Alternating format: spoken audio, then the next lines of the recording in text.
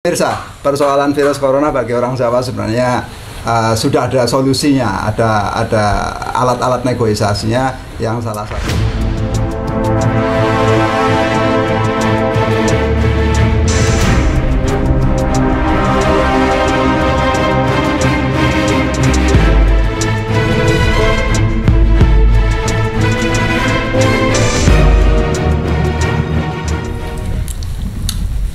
Assalamualaikum warahmatullahi wabarakatuh.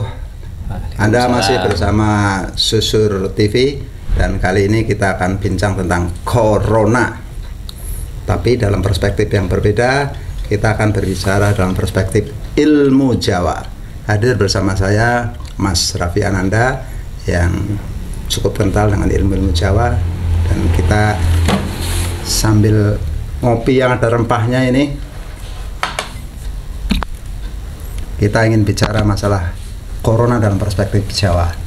Baiklah Pak Raffi, sekarang kan lagi merebak nih, ada virus corona, ada COVID-19, dan dalam sejarah masyarakat Jawa atau Indonesia, Hindia Belanda pada saat itu, tahun 1920-an juga pernah terjadi wabah besar yang disebut dengan wabah flu Spanyol. Nah, pada saat itu banyak orang kita yang meninggal dunia akibat wabah itu, dan kemudian orang Jawa menganggap atau menjuluki kejadian itu, wabah itu, sebagai sebuah pagebluk. Dalam beberapa tulisan disebutkan perilaku orang Jawa, ada yang pergi ke kuburan, ada yang melakukan ritual tertentu. Ini tentunya menarik ya. Dalam pandangan Mas Raffi, ini sebenarnya corona dalam perspektif ilmu Jawa ini gimana? Iya. Jadi kalau secara perspektif ilmu Jawa, dari coronanya sendiri itu kan yang kita tahu ya dari pemberitahuan di medsos, di berita dan sebagainya. Satu, corona itu virus. Virus ya. Nah, virus ini hidup, berarti ini makhluk hidup kan? Makhluk hidup. Nah, makhluk hidup. Jadi artinya bahwa tidak mungkin ada manusia yang bisa membuat makhluk hidup. Artinya ini makhluk sebelum ada manusia, atau manusia bukan ciptaan manusia lah intinya. Bukan ciptaan manusia. Nah, perkara terus ada opini-opini ini perang biologis dan sebagainya, itu mungkin dengan kemajuan zaman ya kan, manusia ini bisa membudidayakan atau mengolah itu ya dengan perlakuan-perlakuan khusus, akhirnya bisa dimanfaatkan, bisa untuk yang baik, bisa untuk yang jelek. Contohnya imunisasi dan sebagainya, itu kan juga dimasukin itu kan. Nah, terkait virus atau virus corona ini, karena ini masif ya, ini memang di masyarakat Jawa disebutkan sebagai pagebluk. Pagebluk ya. Nah, ini luar biasanya pagebluknya ini di seluruh dunia. Ya. Biasanya kan pagebluk itu di lokal ya. Ini di seluruh dunia. Nah, dalam pandangan masyarakat Jawa, yang namanya pagebluk itu memang banyak sekali. Ya, bisa pagebluk di manusia berupa penyakit ya, bisa juga di tanaman. Contoh di tanaman, ada hama wereng yang banyak sekali, atau hama tikus yang jelas ya, yang sekarang masih banyak di masa panen dan itu sudah menjadi rahasia umum, dan banyak orang yang tahu ternyata hama tikus itu sesuai dengan keyakinan masyarakat Jawa dulu, itu memang setiap hama, setiap kejadian-kejadian aneh terutama melibatkan makhluk hidup lain, itu biasanya ada yang momong. Oh, berarti dalam sistem religi Jawa, kepercayaan Jawa itu ada istilah yang momong ya? Ada yang momong. Berarti artinya bahwa bisa disimpulkan awal bahwa virus corona itu sakjane juga ada yang momong ini ya? Harusnya ada kalau dari perspektif Jawa itu. Karena kalau yang di tikus ya, contoh ya, suatu daerah, suatu desa habis semua tikusnya, sawahnya. Akhirnya orang-orang pada membunuh tikus-tikus itu, ada yang ditembak, kerja bakti dan sebagainya, tapi tidak pernah habis, malah semakin banyak. Setiap malam kayak berlipat-lipat ribuan.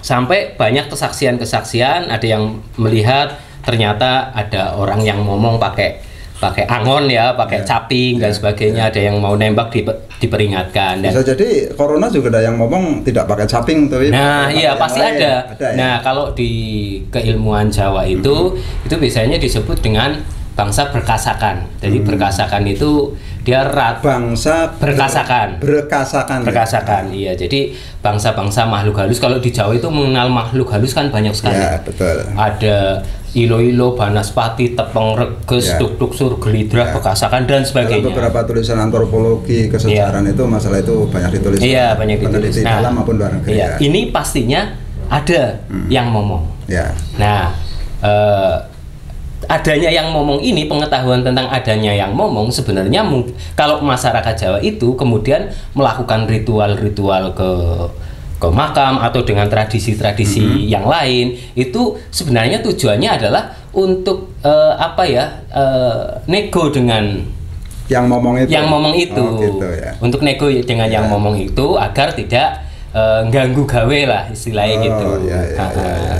Jadi sebenarnya dalam konsep Jawa, corona dalam perspektif Jawa itu satu yang jelas ada yang ngomong ya. Dan yang ngomong itu perlu dilakukan ritual tertentu, negosiasi karena ini sistem religi ya. Iya, dan ini hablum minanas sebenarnya, karena nas ini kan bukan hanya nas manusia. Nas itu dalam arti kalau di dalam Islam itu semua ciptaan.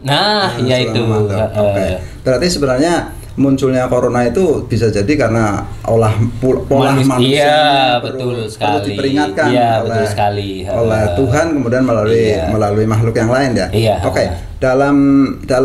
Dalam persoalan seperti ini, wabah pagebluk munculnya virus corona, orang Jawa punya sistem religi sendiri.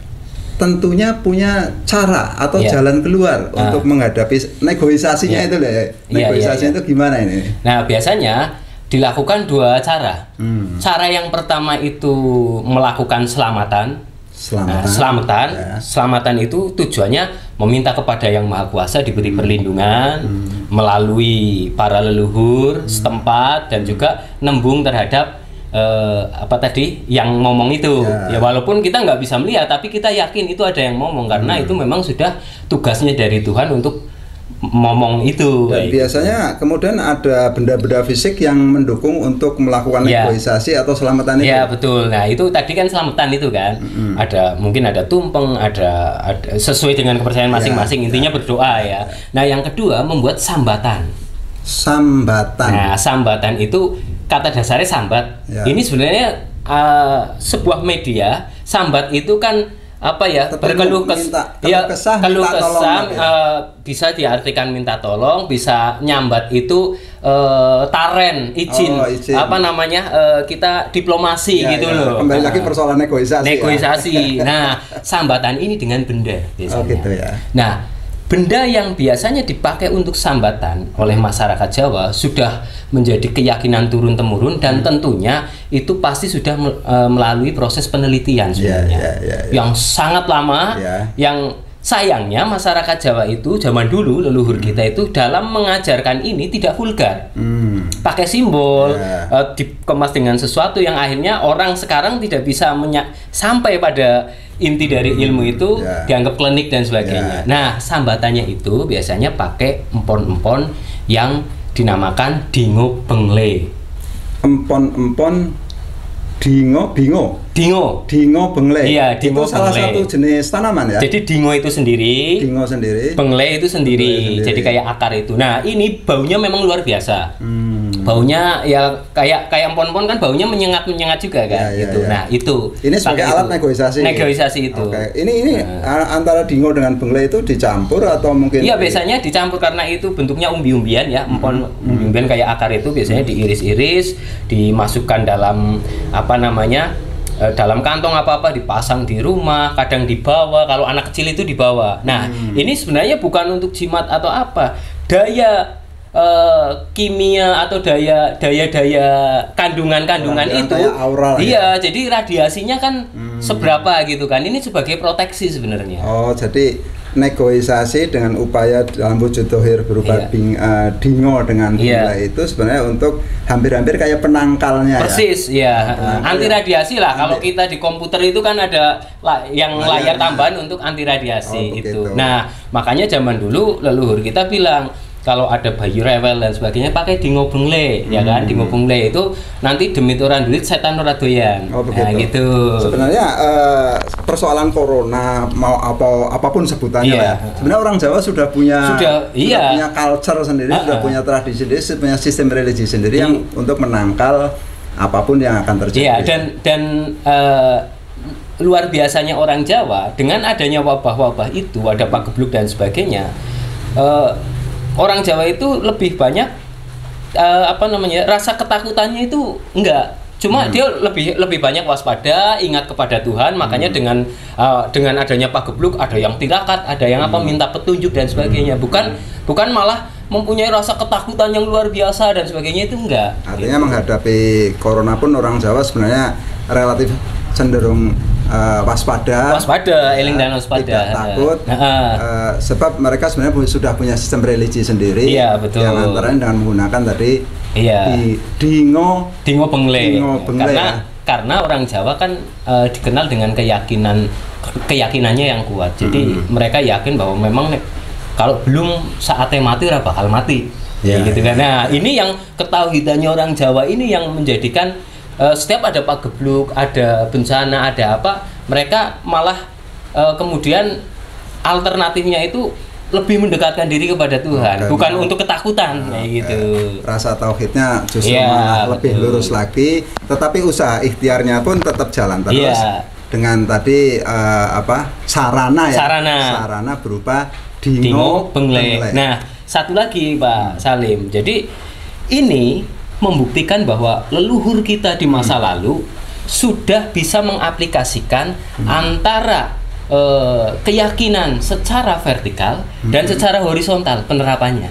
Artinya culture Jawa itu sebenarnya sudah bisa menggabungkan antara hablum minallah dengan hablum minannas. Betul sekali, karena masyarakat Jawa sudah bisa membaca tidak hanya di dirinya sendiri, tetapi membaca ciptaan-ciptaan Tuhan dan manfaatnya melalui alam semesta itu. Oke. Mengenai dingo bengle itu sebenarnya di masyarakat sendiri banyak nggak ini? Banyak, di pasar banyak. Di pasar banyak ya? Masih banyak orang kalau di pedesaan itu nandur, karena memang untuk sambatan biasanya kalau bayi rewel gitu. Kalau dimasak enggak, itu memang biasanya spesial untuk kepentingan yang disebut orang Jawa sebagai sambatan. Dan harganya murah sekali. Artinya siapapun bisa membeli lah ya. Dan sebenarnya persoalan pemirsa, persoalan virus corona bagi orang Jawa sebenarnya sudah ada solusinya, ada alat-alat negosiasinya, yang salah satunya adalah dengan menggunakan dingo bengle, DINGO bengle ya. Dan itu sudah banyak ditanam di masyarakat di sekitar kita, sehingga persoalan virus corona bagi orang Jawa tidak usah terlalu takut, dan tetap mohon kepada Tuhan Yang Maha Esa agar selalu waspada tentunya. Terima kasih, sampai jumpa lagi masih bersama Susur TV.